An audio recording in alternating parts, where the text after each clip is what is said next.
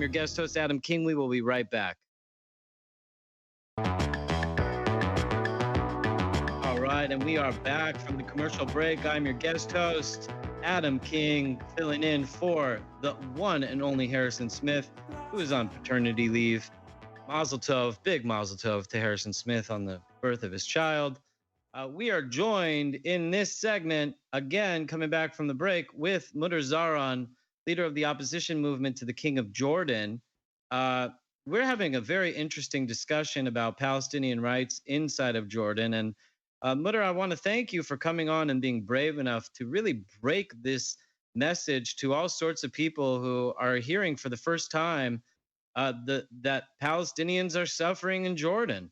You know, so much the PSYOP is so geared towards convincing everybody that Israel versus Palestine, and pick a side and get emotional and go protest and yell at somebody that you don't know and start a fight.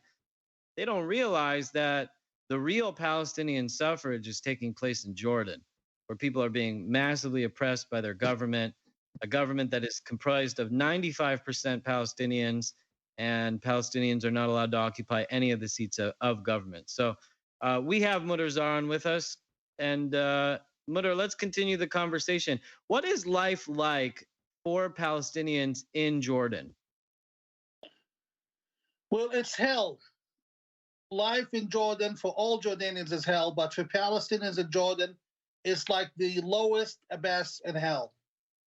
You're not allowed jobs.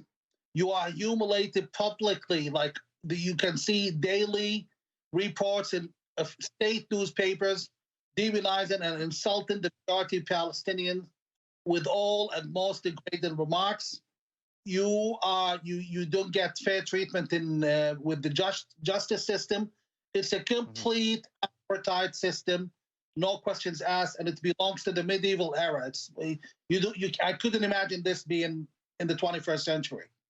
You know, I never knew until this show that this King of Jordan took $200 million of American taxpayer money to buy himself houses in America with. That's disgusting. Well, that's what we were able to find out.